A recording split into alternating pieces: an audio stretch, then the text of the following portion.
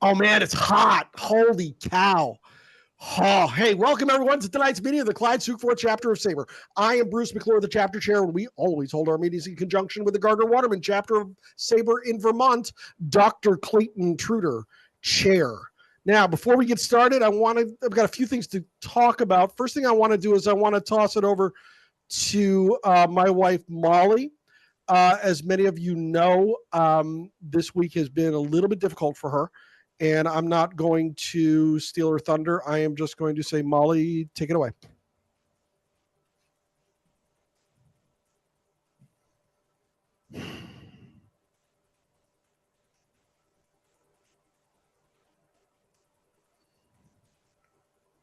Molly, you can unmute.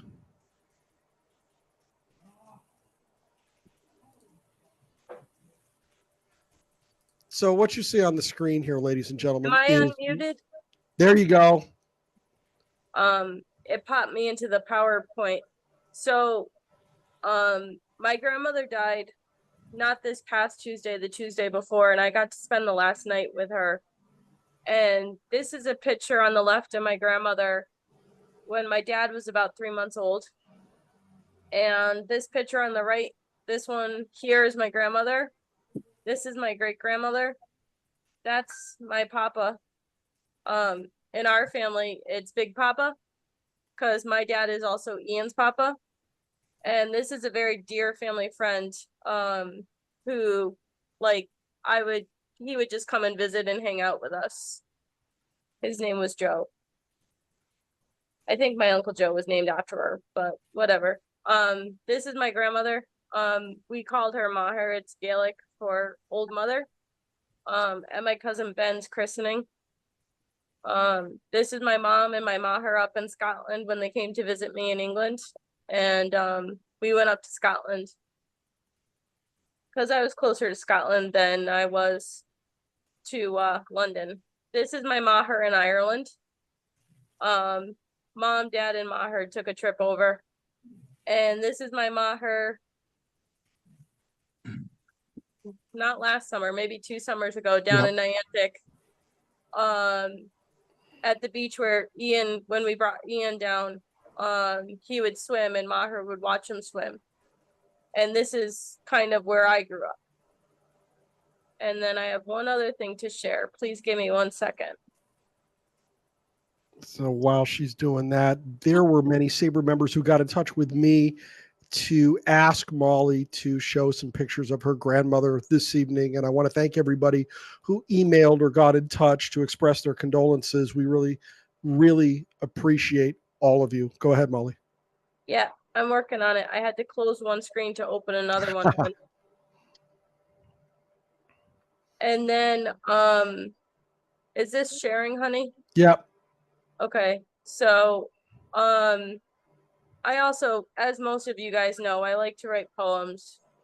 And my last visit with her when she was awake and cogent, Bruce, myself, and Ian went down early June. Yep. It was before everyone's birthday. And I came home and I was pretty devastated. And we had a Zoom that Monday. And I don't know if any of you noticed, but I kind of was crying on and off all night. And I wrote this poem during our meeting. And I got to read this graveside. So I'll read it to you now. It's called Call Me. I am of Connecticut and the many towns I call home. On June 6, 1935, as the rays of sun streamed down from heaven on School Street in Bloomfield, my joyful parents held me securely in their arms, knowing their lives would never be the same. They called me Elaine. Mom's belly was round and swollen again like a watermelon. Dad said we needed a bigger home. I was mad. I was the fiercest 4 you've ever seen. I stomped. I roared. I did not listen, so Santa said no presents and sent me coal instead, and that's true. It was time for school, but I did not like the rules. So I stayed just a year with the nuns, then moved on to Charter Oak for much more fun. School took time, like a long, slow bell chime. But I stuck with it and got my degree, and in between, I made a family. 5 beautiful children, 3 gorgeous girls galloping upon their steeds, bookended by the 2 boisterous boys, who were the apple of my eye. Now they call me Mom. The children grew and flew. The house was now empty. I have a new name, thanks to baby Katie. They call me Maher. The stork flew down and blessed my kids every 2 years for a total of 9. I watched the grandbabies grow. We danced, we cooked. I treasured them. Then they too grew and flew. The house was empty. The stork again blessed our growing family. Now 11 great-grands call me Maher. They give me a guiding hand down to the sidewalk, to the beach, to sit and enjoy the rays from heaven while they splash in the cool, salty sea. The great-grands are growing now, as the sun is low on the horizon in the west.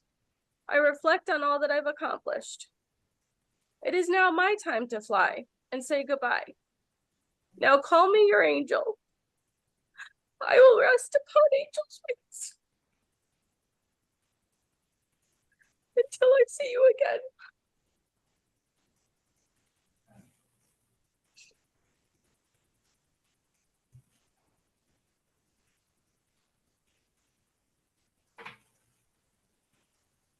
The poet laureate of our chapter is indeed my wife, and it's been a tough couple of weeks for her. And like I was saying while she was getting ready there, the number of people who reached out to us to express condolences was astonishing and heartwarming. And I wanted to make sure that she had some time to say thanks. So we really appreciate you guys. So thank you very much. Jeff Cohen in the chat, may your grandmother's memory be forever a blessing. And while I am thinking of Jeff, let's get on to something that'll put a smile on somebody's face here. Jeff, tell me what's going on with that podcast, would you please? The correct act to follow. Thank you, Bruce. Yes, only segue I had, Jeff. So baseball and barbecue. We had Phil Coffin back in January, so I'd like to say hello to Phil. Last week, number 299, we had Denny Nagel on. He had some great stories, funny guy. This week, we are celebrating number 300, our 300th episode. Get out of here. 300? Yeah, 300, yes. Come on. We have this guy named David Wild. Now, if you ever heard David Wild, first of all, he's a big Dodger fan, but he's also big in rock and roll. He wrote for Rolling Stones. He does the Grammys. He's on. He's everywhere. So he's a big name in rock and roll, but he also is a big baseball guy. But I think next week, on the 26th, number 301, I think you're going to know this person. You ever hear of Donna Muscarella? Who? Yes. Who? Donna Muscarella. Next. Who? On the 26th. Nice. Yeah. So thank you very much. Yeah, it's baseball and barbecue and all your podcast apps. Once again, I've got to say, if you are not grabbing that podcast on your podcatcher app, subscribe to it today. It is a fantastic podcast. You're going to love every second of it. If you come to our house here in New London, you find that the 2 primary things that go on here after my wife humoring me in just about every aspect of my life is baseball and barbecue. So you really want to get in on that podcast. That woman that he just mentioned, Donna Muscarella, is the president of the Elysian Fields chapter, a fierce and strong advocate and participant in our organization, and you don't want to miss that episode. So Friday night, tomorrow, oh my God, that's tomorrow. Tomorrow is Friday. Tomorrow we are meeting up at Delta Dental Stadium in Manchester for a night with not the New Hampshire Fisher Cats. No. Tomorrow night, they will be the New Hampshire Space Potatoes, because space potatoes are delicious. But we're going to be there spreading the word about SABR, handing out some free books, some stickers, a few business cards, maybe signing up some people for SABR. It's a great little social event.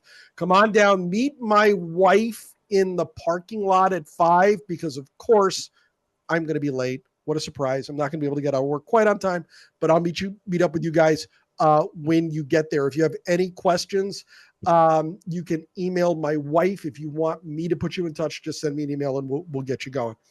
Guys, So, I'm just gonna put my phone number in the chat and text me if you need anything. yeah, you can do that too. And folks know how to find us. So, all right. On with our feature presentation. Almost anywhere on a calendar, can you pinpoint the date of a memorable baseball event? Jackie Robinson's first game, Eddie Gaedel's only game, the sale of Babe Ruth to the Yankees, and the clause that might have prevented it. These and dozens more are recounted in this book, chronicling Hallmark days. From the first no-hitter in modern baseball, maybe, to the deep roots for the first night game in the major league, this book provides a detailed narrative of the game's most important moments told in 31 singular, remarkable days, covering the long path to integration, the rise of Dominican players in the game, and the infamous banning of the spitter. This calendar of diamonds covers baseball from every angle and in every month of the year. SABR member Phil Coffin is a longtime editor at the New York Times. He and his wife live at the Jersey Shore, and he is the author of When Baseball Was Still Tops, Portraits of the Game in 1959, Card by Card, and tonight's book, A Baseball Book of Days, 31 Moments That Transformed the Game. Phil Coffin, welcome to Northern New England, my friend. How are you? Doing fine. Thank you, Bruce. And thanks, Clyde Sukeforth members, for having me come on tonight and having a chance to talk a little baseball, because it's always good to talk baseball. You know, Jackie Robinson's first game is connected to our chapter, Phil. Do you know how? You're going to tell me. I am. Clyde Sukeforth wrote him into the lineup. Okay. He managed that game and the second game and then resigned and went back to scouting. All right. So this A Baseball Book of Days is my second book. And I'm going to talk about some of the stories in that book tonight. It's a sort of an unusual history of baseball. And I can't seem to quite do anything in a conventional way. So I came across this setup where I looked at days and said, this connects with some moment or some person. And I'm going to write about that. I have this knack of sort of, I didn't know that, and then going down the rabbit hole that provokes. So like my first book, this is quite the rabbit hole book, and it was a lot of fun researching and writing this. But today, as it works out, is a great coincidence, because one of the chapters in the book actually is it deals with July 17th, and that's July 17th, 1941. And you may know that is the day that Joe DiMaggio's hitting streak ended. Now, I'm cheating a little bit here, because this picture is actually from July 16th, 1941. It's Joe D getting one of the hits that extended his streak to 56 games in Cleveland. And as you can see, it's in Old League Park, which was pretty much it was not a very big stadium. It was not a great place, but the Indians still played a lot of their games there. And about 15,000 people showed up to see DiMaggio extend his hitting streak. Phil, I just want to jump in. Did you share your screen? Sorry, I thought I had. Well, Okay, there's the Zoom screen. That's the wrong one. There you go. okay. Sorry about that. That's okay. These things happen. Perfect. So this is Joe D in game number 56. One of the things that I was curious about when you got to game 57 was how it was perceived at the time. When I was growing up, 20 years after the fact, it was already the perceived wisdom that Ken Keltner had stopped DiMaggio's hitting streak with two great defensive plays. And all that's true. And that in many ways is still the perceived wisdom.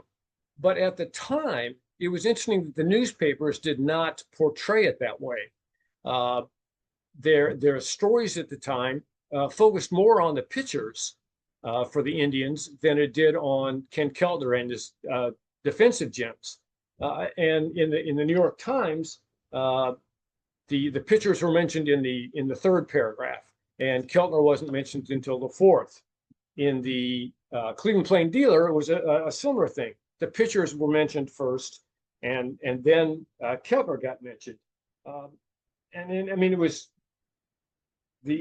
curious that even in the headlines, the pitchers got the credit, not Keltner. The New York Times, being the New York Times, had 5 little headlines on the game story, and Keltner was not one of the 5 headlines, but the pitchers were. And so I found this fascinating, and so I wanted to know more about the pitchers. And you would think, all right, yeah, if the pitchers were getting the credit, they must have been great pitchers, and of course they weren't. They were about as average pitchers as you could get. The starting pitcher was Al Smith, and he was a veteran left-hander. And both for his career and that season, he was as league average as you could get. And he had terrible luck against DiMaggio. Over the years, DiMaggio owned him. For his career, DiMaggio was 16 for 42 with 10 walks and 4 home runs against Smith. So this looked to be somebody that DiMaggio would do well against. Late in the game, Smith was replaced by Jim Bagby Jr. His dad had been a star pitcher with Cleveland back in their 1920 pennant winning season. But Jim Jr. was very much a league average pitcher that season and for his career as well. So they got the credit, but a lot of it really goes to Ken Keltner, because he not only was he a gifted defensive player, but he was a smart player. The Indians and the Yankees had played in Cleveland a month and a half before, in early June. The 57th game, where the streak ended, was played in Cleveland Stadium before the Indians' largest crowd of the year. And a month and a half earlier, they'd played when they played in Cleveland in the big stadium. Keltner had been he'd sort of been victimized by DiMaggio by a hard shot down the line. So a month and a half later, Keltner remembers this, and he decides that he's not going to give the line at all to DiMaggio. He would rather give up a single than give up a hit down the line again. The other thing was that it had rained overnight, and the ground was damp. And so Keltner thought this might come into play. And so it was one more reason for him he thought, to play along the line. And of course, DiMaggio comes up and hits a hard shot down the line.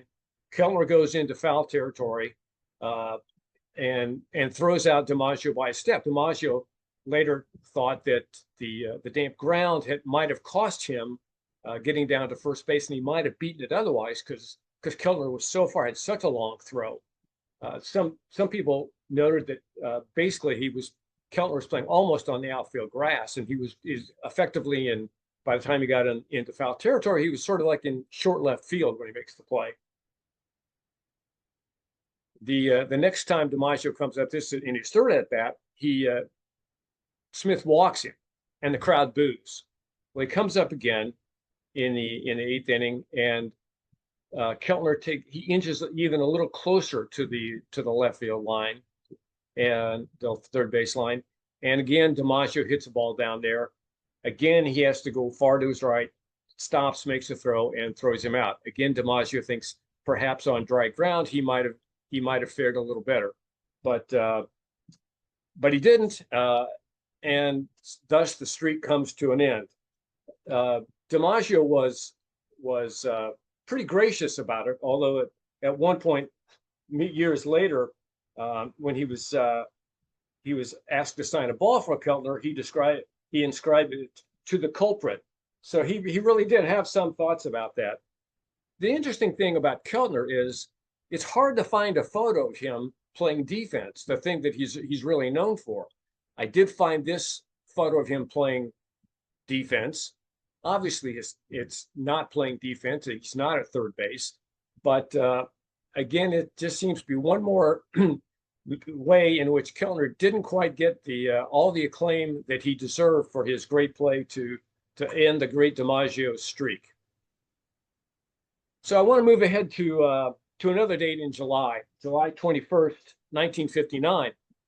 Uh, and this was the day the Boston Red Sox finally integrated when Elijah Pumpsie Green made his debut for the Red Sox. It was a long time in coming. He was not exactly a star player anywhere along the line in his minor league career, but he finally gets called up, and it entered the Red Sox very torturous path to integration. As I was looking into this, I'd read lots about this, but when I put everything together, it was kind of remarkable how resistant the Red Sox were to signing a black ball player. They famously had a tryout for Jackie Robinson in April of 1945. They tried out Robinson and Sam Jethro, who went on to become Rookie of the Year in 1949, and a good hitting infielder named Marvin Williams. And it was a sham tryout. They really had no intention of signing a black ball player. And at one point during the tryout, somebody up in the stands yells out, "Get those blacks off the field." But that's not the word he used. And it's never been quite clear who exactly said that. Some people said that it was Tom Yawkey, the owner. Some people said it was Joe Cronin, the general manager. It was never clear, but it sort of gives you a good sense of where the Red Sox organization was at that time. Of course, nothing came of that tryout. The Red Sox had other opportunities. In 1949, they sent a scout to Birmingham, Alabama, to take a look at a teenage outfielder who was playing for the Black Barons. The Black Barons played in the same ballpark as the Red Sox minor league team, the Barons, and the Black Barons had told the Red Sox that they would give them sort of the right of first refusal on any of their players who might go to the major leagues. The scout goes down, it rains, he doesn't see the young ball player, Willie Mays, of course, gets fed up and leaves, sends in a very unenthusiastic report, and is reputedly said that he wasn't going to wait around for any blacks to play a game so that he could watch. Again, he did not use that language. So this was, again, a little telling. The funny thing was that Mays really thought that he was going to go to the Red Sox. He thought this was really going to be where he landed. In 1997, he said, "To be honest, I thought I was going to Boston." Well, it didn't. And if you think about it, had Mays signed with the Red Sox in 1954, the outfield would have been Mays, Ted Williams, and Jackie Jensen, who was a future MVP himself. And if they'd signed Jackie Robinson, they would have had him in the infield. The Yankees might not have quite had that 50s dynasty had Boston not been so recalcitrant. Funny thing was that the Red Sox did sign a black player in 1950, Piper Davis, a longtime Negro leaguer, but they didn't really give him a chance. He was 33. They released him during the season from the minor league team in a cost-cutting move. They didn't want to spend another $7,500, and it was kind of interesting because that was in great contrast. They wanted to save the $7,500, but over a course of 6 years in the 1950s, they spent more than $600,000 in bonuses on 8 amateur players. That amount of money is about $7 million today. So again, it shows the approach of the Red Sox. After they let Davis go in 50, they didn't sign another black player until 1955. In 1954, when they signed Earl Wilson, who went on to have an excellent career as a pitcher. Although they had signed him as a catcher, they signed Green in 1955. And what the Red Sox had said all along was they could not find any black players who merited signing. And we all know that this is a pretty bogus line of reasoning. By the time Pumpsie Green made his debut in 59, black players had won the Rookie of the Year award 9 times in the major leagues and MVP 8 times. And that's in 12 seasons. So clearly there were a few black players out there who could play the game. The Red Sox just didn't want to look. Boston itself, not the most racially progressive city, nonetheless had integrated in other sports much earlier. The Boston Braves integrated in '49. The Boston Celtics integrated in 1950. Heck, the Boston Bruins of the NHL integrated in 1958, before the Red Sox did. One of the impediments was the Red Sox manager. This is Pumpsy Green with his manager, Mike Pinky Higgins. Must be tough going through life nicknamed Pinky, a name he really did not like, but was widely called that. But Higgins said at one point, there'll be no blacks on this ball club as long as I have anything to do with it, or to say about it. And that's, again, not exactly what he said. And he was correct. As long as he was manager, the Red Sox had no black players, and they were just mired in mediocrity through the mid to late 50s. He was fired as manager of the Red Sox on July 3rd in 1959. And lo and behold, Pumpsy Green was brought up 2.5 weeks later.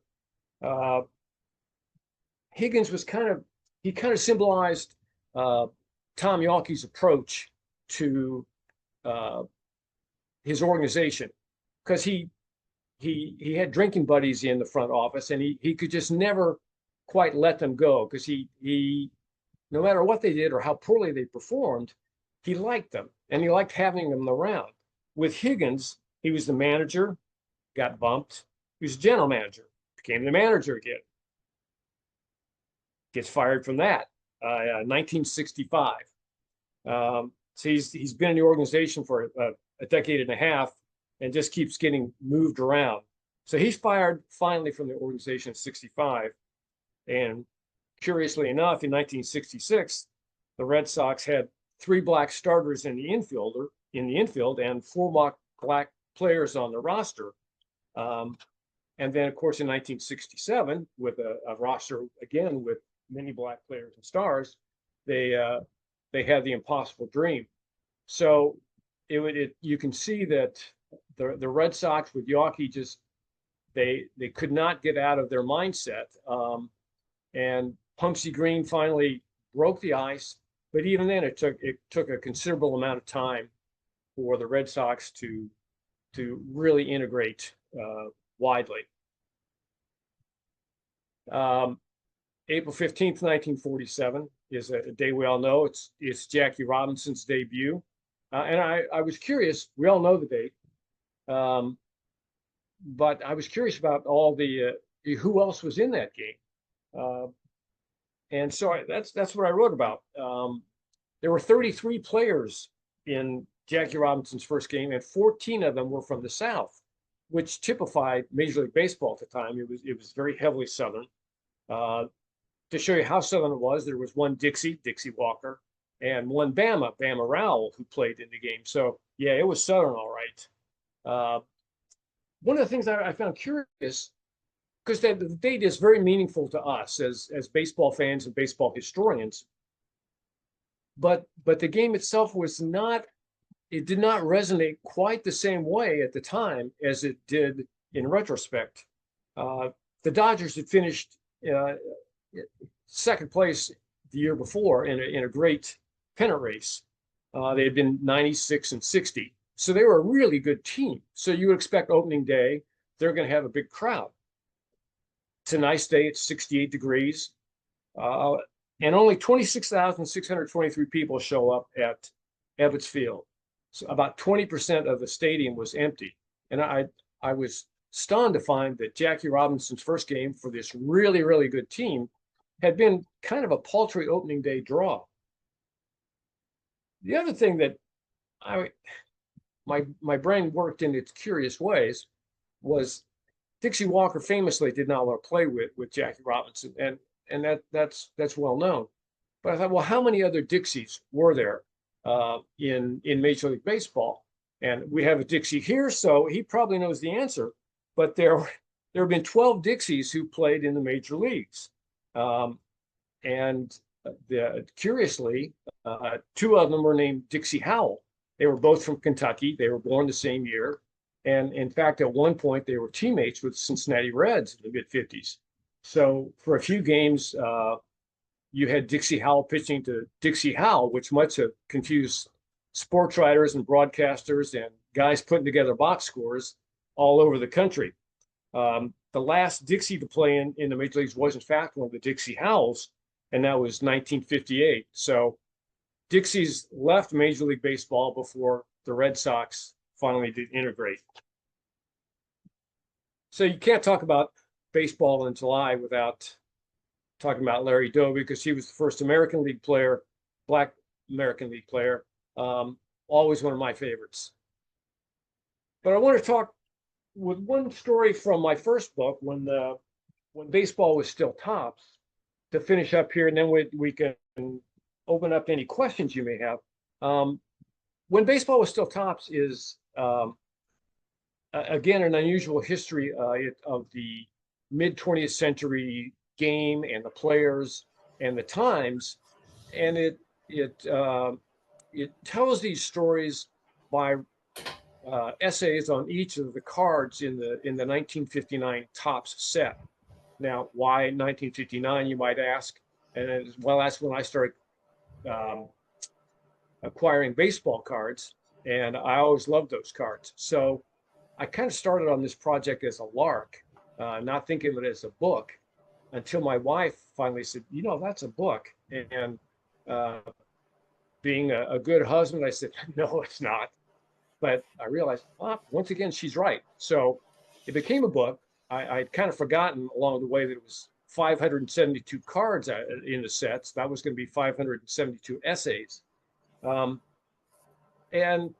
you never knew where an essay was going to go. So I was really well into the set at this point, and came across Hal Smith, card number 497. And on the cards, he was Hal R. Smith, because there was another Hal Smith who was a catcher at the time, Hal W. Smith, on the cards. Hal R. Smith was a good defensive catcher for a number of years in the 50s and early 60s. And what I found interesting was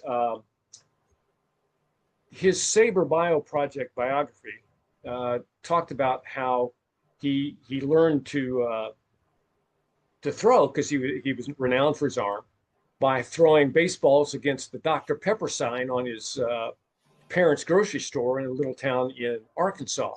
And it reminded me that in Joe Posnanski's book, Baseball 100, that he talks at one point about how many stories there are about baseball players who learned to throw, who learned the game by throwing a baseball or a rock or walnut at a barn, at the side of the house, at a tree, or at other kids.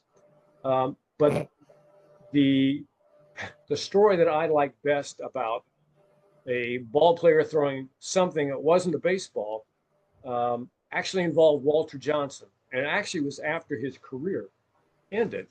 In 1936, he was asked to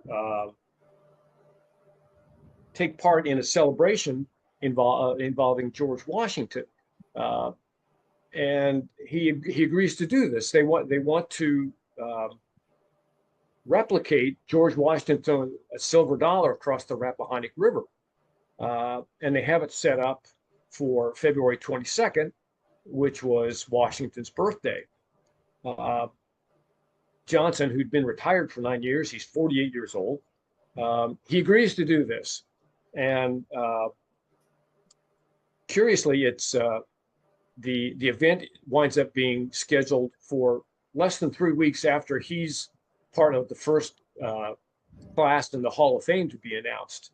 So he's been working on his farm to try to get his arm in shape to throw a silver dollar across the Rappahannock River, and the river, it's a long heave. So he's working, and at one point he sends a telegram to the organizers of this event that he's been throwing silver dollars against his barn door back in Maryland, and he says, arm getting stronger, barn door getting weaker. So he's having some fun with this. we come to the day of the event. Now, it's hard for us to imagine now how big a deal this was in 1936. He's obviously well known, but this is a pretty hokey event. It's in February, but it's front page news in the Washington Post. It's front page news in the New York Times.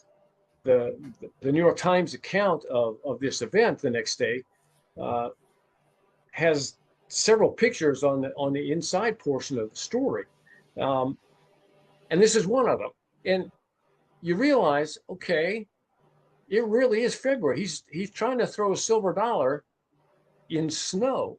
Now, he came to this event dressed in a suit, and in deference to what he was about to try to do, he at least took off the suit coat. But there he is in dress shoes and a shirt and tie, trying to throw a silver dollar across the river. Now, there's some dispute as to actually how far this is. The New York Times said that it was 272 feet across the river. The Post said it was 372 feet, and later accounts, one by a baseball or a Washington historical magazine, said that 372 was probably more accurate for what the distance was. So Johnson is set up to try 3 throws across the river, however far this is. And the first one doesn't quite make it across, and the crowd goes, oh. Second one sails across, and then on the third one, the official one, the silver dollar clears the Rappahannock River, just as George Washington is said to have done, and it's found on the other side by a stonemason who'd taken off from work to go view the event, and I was pleased to see that baseball fans at the time were every bit as much memorabilia oriented as we were, because the guy picks it up and he's immediately getting offers from people to buy the silver dollar, and he gets offered as much as $150, but turns them all down and keeps the silver dollar. And thus ends the story, except I got to thinking, George Washington was born in 1732, and when he was a kid, there was no United States and there was no silver dollar. So I'm not quite sure what he threw across the river when he was a kid, but it certainly was not a silver dollar. Nonetheless, it was a lot of fun at the time, and I loved the story itself. And that's what I have for tonight. If you're interested in the books, this is where they are available at McFarlandBooks.com. McFarland, as you probably all know, has a great baseball catalog. And I certainly would say that you can spend a lot of time and money looking at the McFarland catalog. And I thank you very much for having me come on and talk about the book. And if you have some questions, let's talk a little baseball. Look at that guy there. That was a great picture. Thank you for putting that one up. I appreciate that. If you have a question for tonight of our presenter, Phil Coffin, go down to the bottom of the screen and hit the reactions button. You will then see a button marked raise hand. Click that button to raise your hand. We'll get you in line to ask questions of Phil tonight. Phil, I've got a couple for you. Sure. You wrote this book of dates in baseball history. Mm-hmm. What's your favorite date in baseball history? I think it's probably the Jackie Robinson debut. It was such a big deal. One of the things that, as an adult, sort of solidified that for me was a curious little thing about my dad. My dad was born in Boston and his family moved back to Indianapolis when he was 4 years old. But he remained, curiously enough, a Boston Braves fan into adulthood.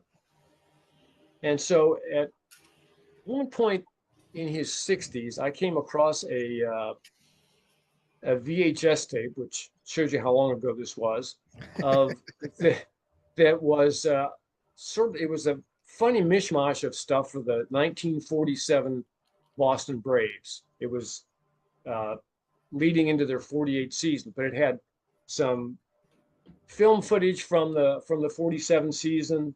It had like instructional videos for kids. It had interviews with players. I think Sibby Sisti was one of them.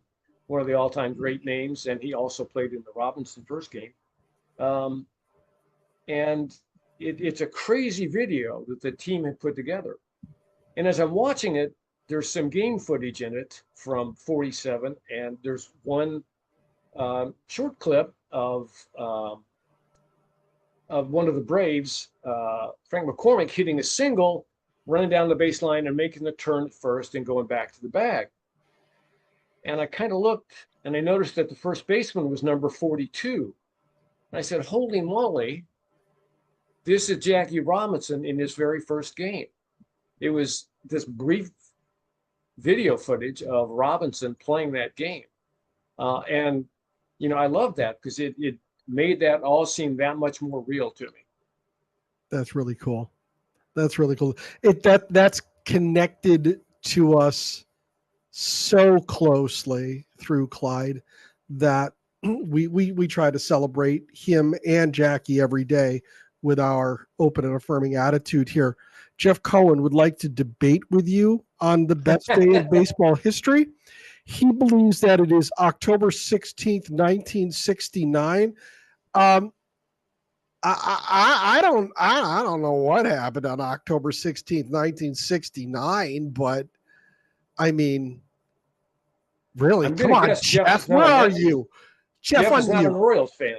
Come on, look at that. Look, I got a big ticket right there of it, right there. There it is. Yeah, you can see it up there. Very nice. See it up there. I believe, was it Tommy Agee who caught the last out? No, it was Cleon Jones. It was Cleon Jones. Cleon Jones who caught the last out. I can see him going down to one knee now. Yep. I just couldn't remember the right name, but I tell you, he had to get that shot. And Megan, the joke is I'm an Orioles fan. And I'll tell you, it's a tough year to be an Orioles fan. Yeah. All right, we got one up. We got a hand up, and it looks like it is Craig Garrettson. Craig, what are you up to, man? Hey, Phil. How you doing? I'm good, man. How are you? I'm doing good. Lay it out. Go get him. So, Phil, great presentation. I'm wondering, in Bruce's teaser, he said that there was a clause that would have invalidated the trade of Babe Ruth. I'm wondering what the clause was. Well, the clause came in later, and it's the best interest of baseball clause, and it dated to the 1920s, shortly after Ruth was sold to the Yankees. Those of us with long enough memories remember when Bowie Kuhn in the 1970s invalidated several deals that Charlie Finley had with the Yankees and the Red Sox, and later the Reds, where he was trying to sell or trade his players, and they all involved sums of more than $1 million. Bowie Kuhn said this was not in the best interest of baseball. Had baseball had the same rule and invoked it when Babe Ruth was sold, you know, Bowie Kuhn, if he'd been commissioner at the time, would not have allowed that sale because it involved basically $400,000 worth of investment in that sale. Kuhn would never have allowed that sale based on what he did later on.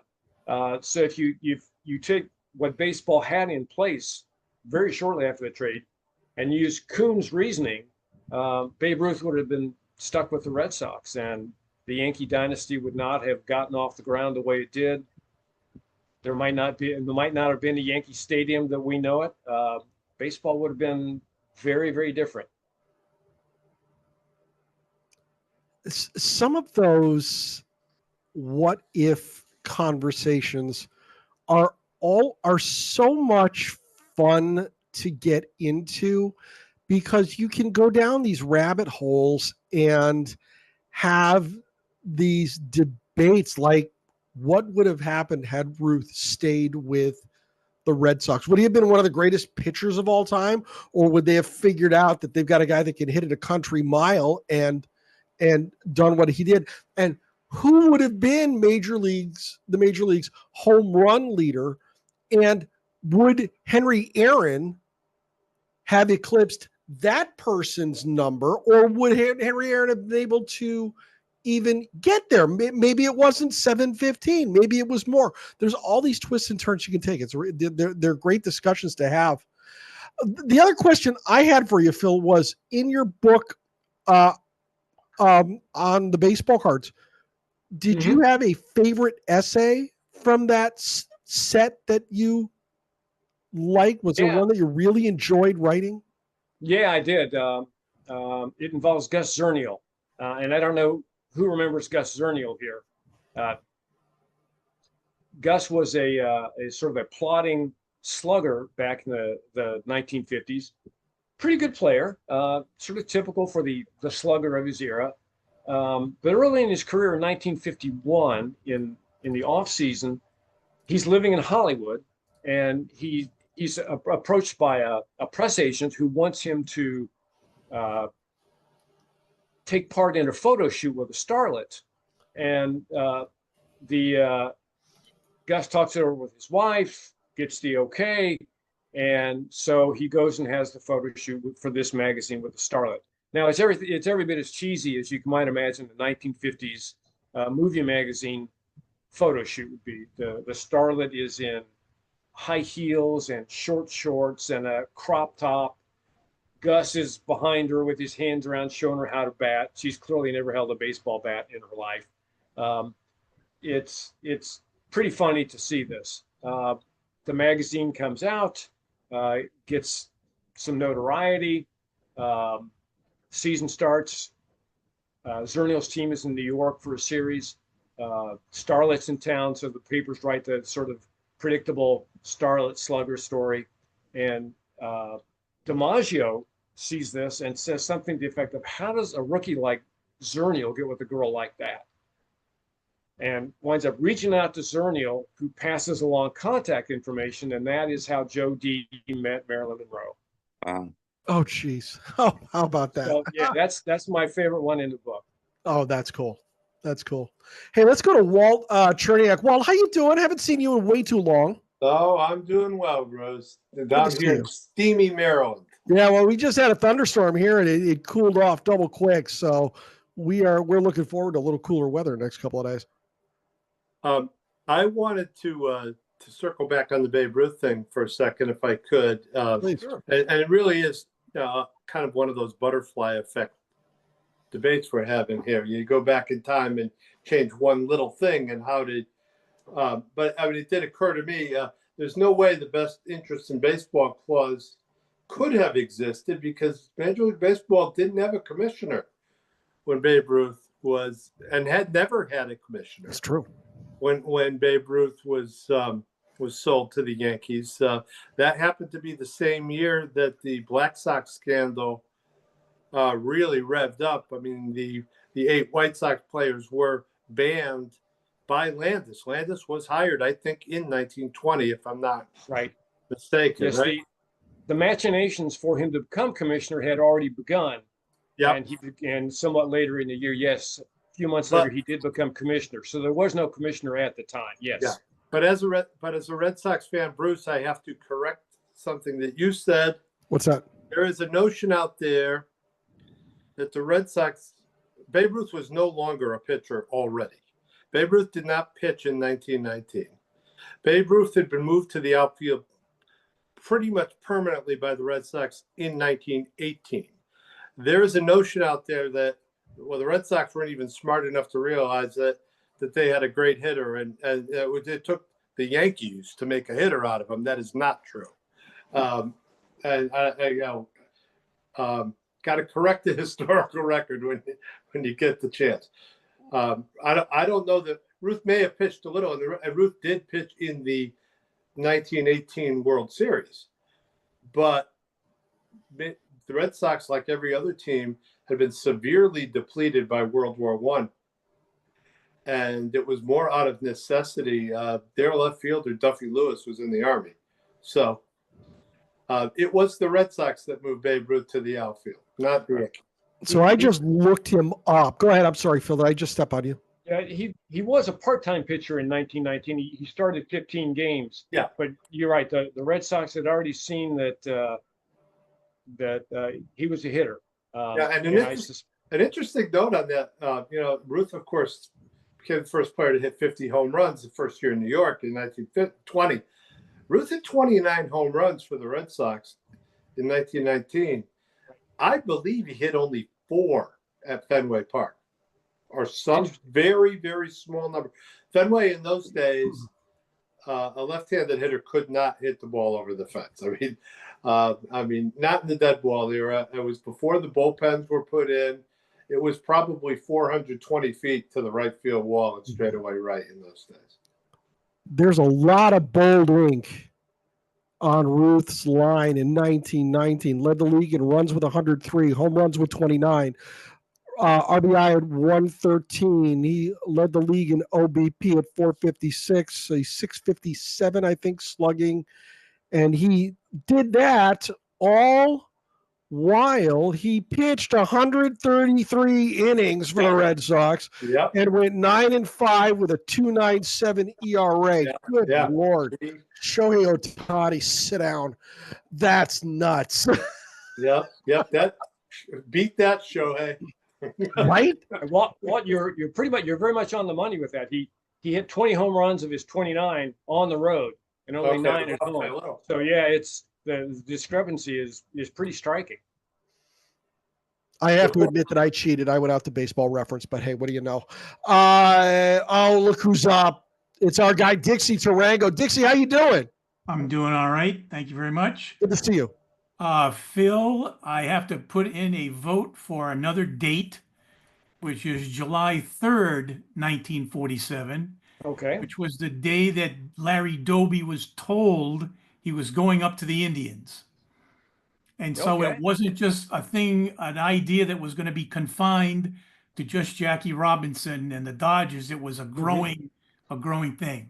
Right. Aside from the fact I was born that day. So I'm always been a more Doby fan than a Jackie fan. Another question is on the baseball card book, was there a toughest essay to write out of the 500?